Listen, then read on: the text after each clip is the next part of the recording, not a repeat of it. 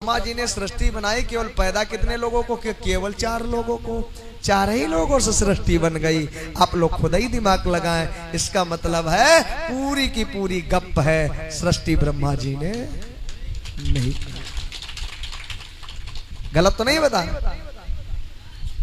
4 सवाल है, जाना, विचार करना और भरी बाजार में आप बोल देना। अच्छे अच्छे विद्वान आपको पीठ दिखा करके चले जाए। जितने भी 33 करोड़ देवी देवता हैं, सबकी फोटो आप लोगों ने नहीं देखी होगी, लेकिन राम, कृष्ण, शंकर, ब्रह्मा, विष्णु, इनकी तस्वीरें तो आप लोगों ने कैलेंडरों में देखी होंगी।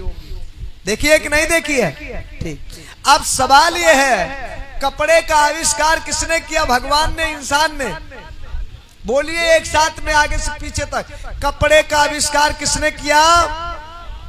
क्योंकि इतिहास में हम आदि मानव की कथा पढ़ते हैं कि यहाँ पर जब कपड़े का आविष्कार नहीं था तो आदि मानव नंगा रहता था, जानवरों की खाल से और पेड़ की पत्तों और उसकी छाल से अपने शरीर को, इतिहास कहता ना, मतलब जानवरों की खाल से, पेड़ पौधों की पत्तों और उसकी छाल से अपने शरीर को ढकता था।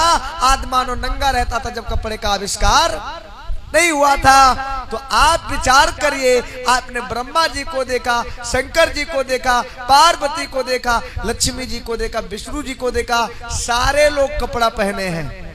पहने कि नहीं पहने हैं? और कपड़े का आविष्कार किसने किया? इंसान ने। अगर कपड़े का आविष्कार इंसान ने किया, अगर भगवान पहले पैदा हुआ तो वो कपड़ा किस फैक्ट्री से लेके आया? विचार कर।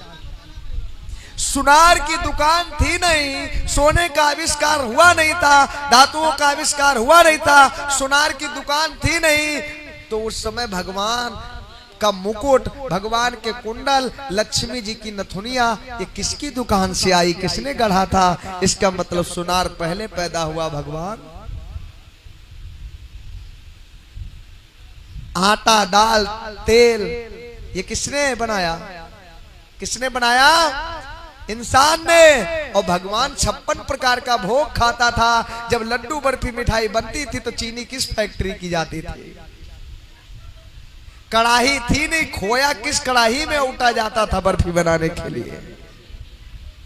चीनी थी नहीं तो किस फैक्ट्री से आती थी? आप लोग विचार कर रहे हैं। चीनी की फैक्ट्री किसने बनाई? चीनी का आविष्कार किसने किया?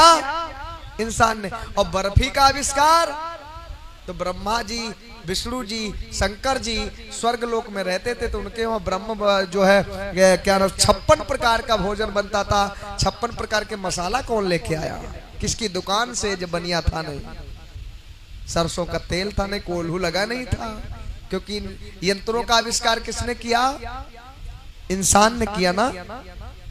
अगली चीज, इन महल और दुमहले जो मकान हैं, इन मकानों का आविष्कार किसने किया? किसने बनाया? घर मकान किसने बनाए? भगवान ने कि इंसान ने?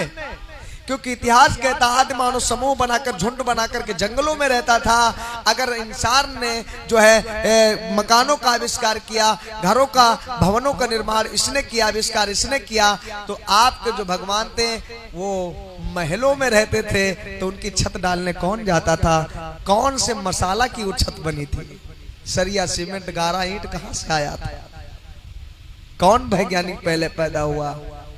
अगली बात, देवताओं की हम बात नहीं कर रहे हैं। देवताओं के राजा जो इंद्र थे, देवताओं के राजा कौन थे? इंद्र। उनके दरबार में नाचने वाली नचनिया, नर्तकी, परियां नाचती थी। उर्वशा, रंभे, मेनका, इसी नाम, ये नाम था। उर्वशी, रंभा, मेनका नाम की परियां उनके वहां नाचती थी। ढोलक बजती थी, नगाड़ा बजता था, हारमोनियम बजती थी, पैरिश बजती थी, घुंघरू भी बांध करके वो नाचती थी। अब विचार करिए, ढोलक बनाने वाला कौन?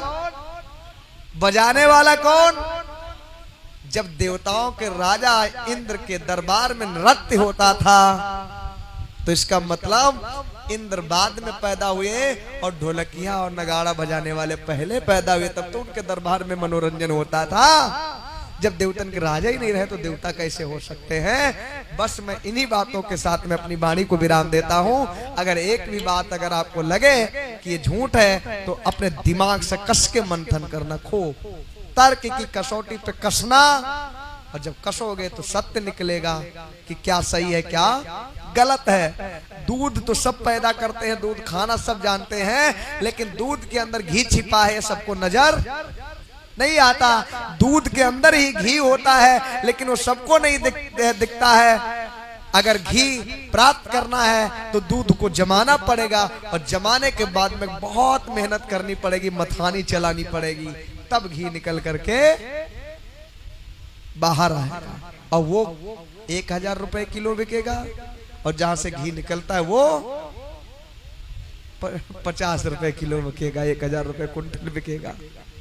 तो ये चीजें हैं, आप लोग समझें और देखें, और अपने समाज में अपने भतीजों को, अपने भाइयों को, अपने बच्चों को ज्यादा से ज्यादा पढ़ाएं। जब अपनी बेटी और बेटा पढ़े लिखे होंगे तो ऑटोमेटिक वो IAS PCS ESP DSP government servant होंगे, कुछ ना कुछ तो जरूर बन जाएंगे। और जब कुछ ना कुछ बन जाएंगे तो आपके परिवार की गरीबी दूर होगी, आपका विकास होगा। जब आपका विकास होगा तो जो आपकी इज्जत नहीं करते वो भी आपकी इज्जत करने लगेंगे। भिखमंगे बने रहे, कांवर चढ़ाते रहे, भंडारा करते रहे, पुण्य करते रहे, व्रत रहते रहे, और घर में छप्पर नहीं है तो कोई तुम्हारी पूजा करने, क्योंकि बाप बड़ा ना भैया आज के समय में सबसे बड़ा। हाँ? बहन कुमारी मायावती चमरिया थी कब? जब गरीब थी, और मुख्यमंत्री बन गई तो कहाँ बन गई चमरिया से? बहन जी सतीश चंद्र मिश्रा जाते थे सबसे पहले पैर छूने लगे। अगर गरीब होती तो क्या उनको बहन जी कहता कोई? बोलिए, कहता कोई? नहीं कहता ना। तो जब बड़ा कोई हो जाता है तो उसकी जाति खत्म हो जाती।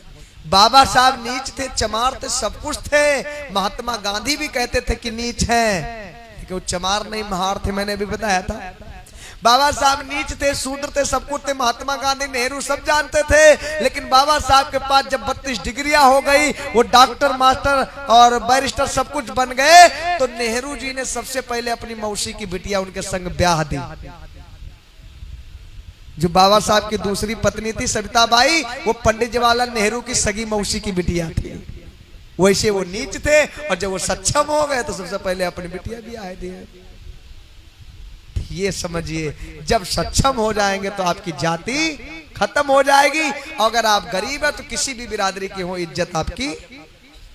ये जमाना है। और सक्षम आप कब होंगे? हवन यज्ञ का भंडारा कांवर ढोने से नहीं। सुबह 2 घंटियां बजती हैं, एक विद्यालय की और एक देवालय की। देवालय मतलब मंदिर की, एक स्कूल की और एक मंदिर की। मंदिर जाओगे भिखारी बनोगे, स्कूल जाओगे अधिकारी बनोगे। अब तुम्हें क्या बनना है? कौन सी घंटी की तरफ भागना है? मंदिर वाली घंटी की तरफ या स्कूल वाली घंटी की तरफ? ये आपके ऊपर निर्भर करता है। जैसा आप चाहें वैसा बन सकते हैं। हम नहीं कहते कि, मैंने अभी बताया था कि तुलसीदास जी ने अपनी रामचरितमानस में लिखा है कि सकल पदार्थ है जगमाही, कर्महीन नर पावत नाही। दुनिया में सब कुछ है, आप प्राप्त करना चाहो तो सब कुछ प्राप्त हो सकता है, लेकिन कब? जब मेहनत करेंगे, परिश्रम करेंगे तब।